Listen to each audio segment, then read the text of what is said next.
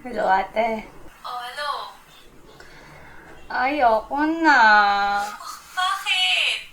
Ano nangyari? Pagalitan na naman ako. Lagi na ako napapagalitan eh. School ba to? Kanina sa duty. Di yata para sa akin to eh. Sige, okay, listen na. Every time napapagod ka and you want to give up, isipin mo paano ka nagsimula. Remember those times? Di ba 5 years ago, ultimate dream was to become a doctor? Ngayon pa ba? Nandiyan ka na oh. Ewan ko, bahala na. Sige, tawagan na lang ulit kita mamaya. Wait, Dana. Ito, ganito na lang Try to rest and reflect, okay? Remind yourself how much you wanted this. Okay? Sige, bye-bye. Okay po, bye-bye.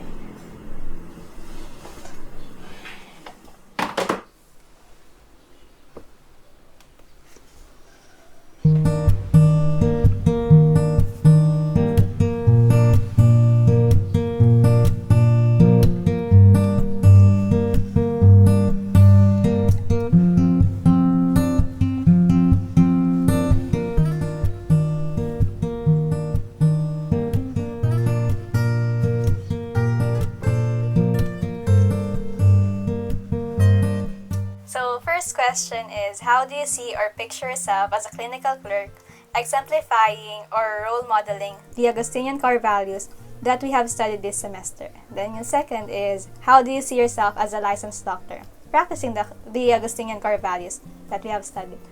So, the first Augustinian values that I could remember is love. So, love for Augustine is something na pushes you or drives you to do something towards a goal or an object. Not just with love, pero with commitment. And I think, and I hope na by that time, I'm still committed to the point na I can clearly focus onto something na, and then willing to sacrifice if something isn't really that important. And, ayun, love, syempre, if hopefully by that time, I can still remember why I started doing this, why I wanted to become a doctor.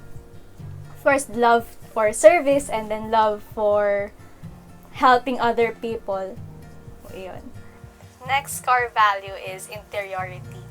So, hopefully by that time, I can still sit back and then reflect on the things na nangyari for the past years din. And, ayun, reflect on and have it return into yourself. So, the first step in the process is a turning inward.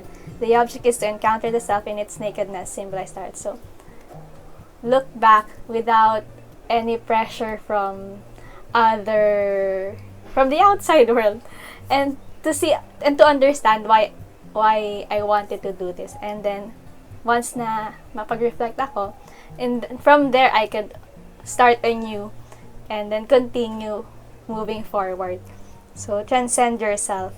That's the second step of interiority. Okay. So, humility is the next core value. Humility, according to Augustine, is related to truth. And being so, I think we should be humble enough to accept our flaws and who we are. So, Andrea, I hope that by that time, you know your limitations, your strengths and weaknesses, so that, ayun nga, you won't be afraid, and you have the courage to ask other people for help and admit your mistakes. Yeah. So, fourth core values is Augustine is yung devotion to study and pursuit for wisdom. I hope na you still love learning new things. You still engage sa discussions and try to understand how the world works and how you could help. I hope na you won't just learn new things, pero you strive to learn. You strive for wisdom and how we would apply it not just in the medical field but also in everything that you do. So, community. The Augustinian community is basically a group of persons who live their faith, hope, and love. So, community is required by human nature. The human being is social. Every human is life. So, is inextricably linked to other human lives. Hopefully, if you're a licensed doctor, you don't live alone or you don't exclude yourself sa community. Remember na you wanted to become a doctor for other people, na you wanted to extend a helping hand to those who are unreached. So, sana from time to time you'll find time to help the community and serve the people. Kasi nga, para saan? Para kayo, no? Pero yun, para sa bayan natin. So, never forget your community and saan ka nanggaling. So, yun. Okay, so freedom.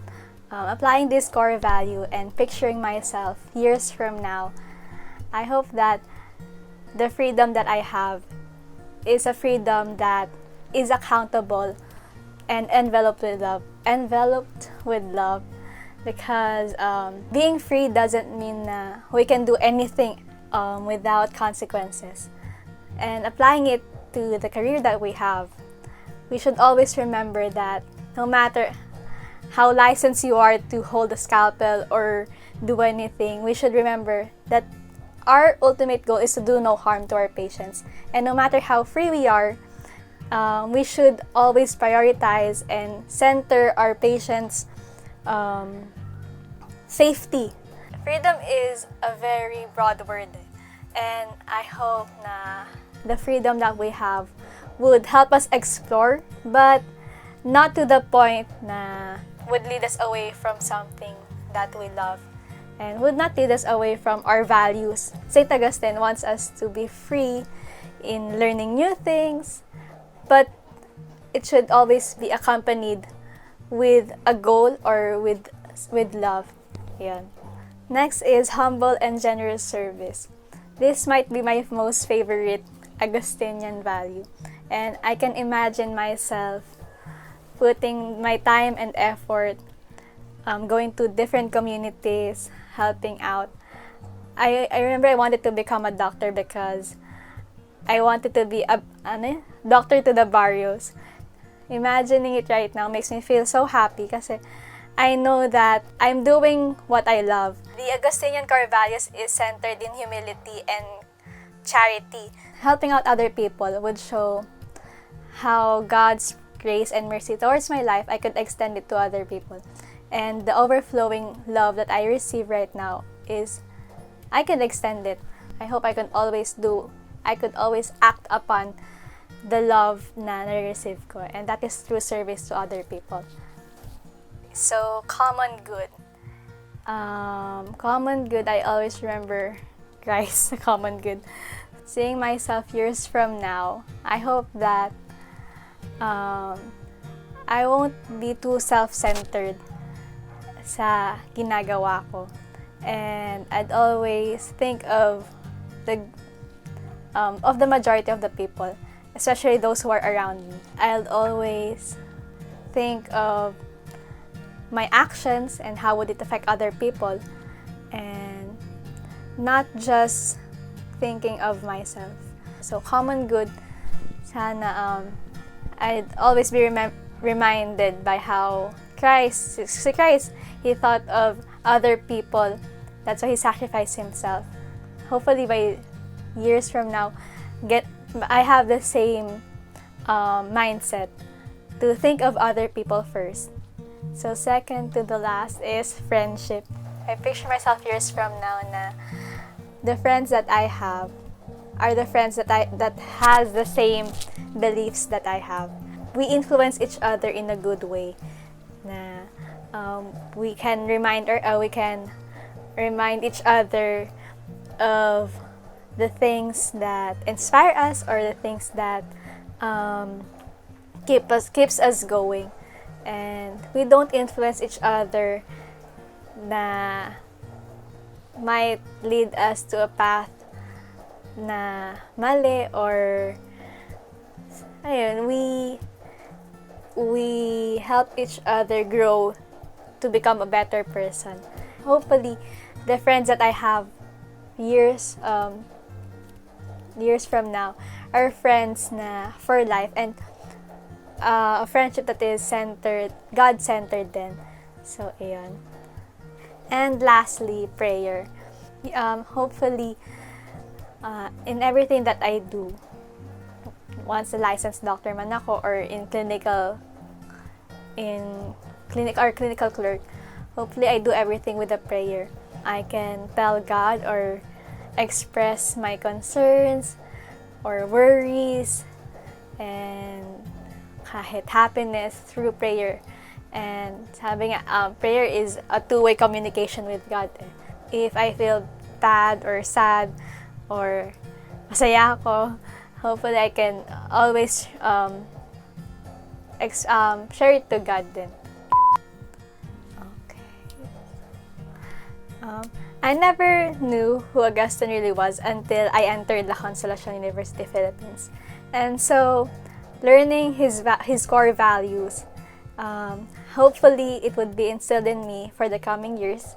And may I be a doctor, not just by profession, but a doctor with a heart, who is humble, who is loving, who is willing to do what is the common good, and have humble and generous service.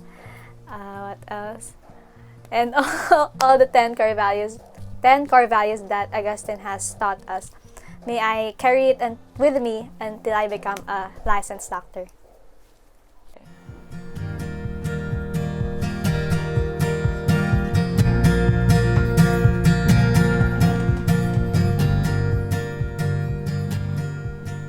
Hello, Ate Nika.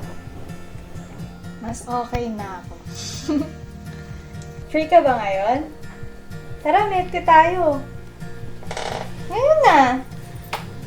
As in, ngayon na. Palabas na ako. Sige. Bye-bye.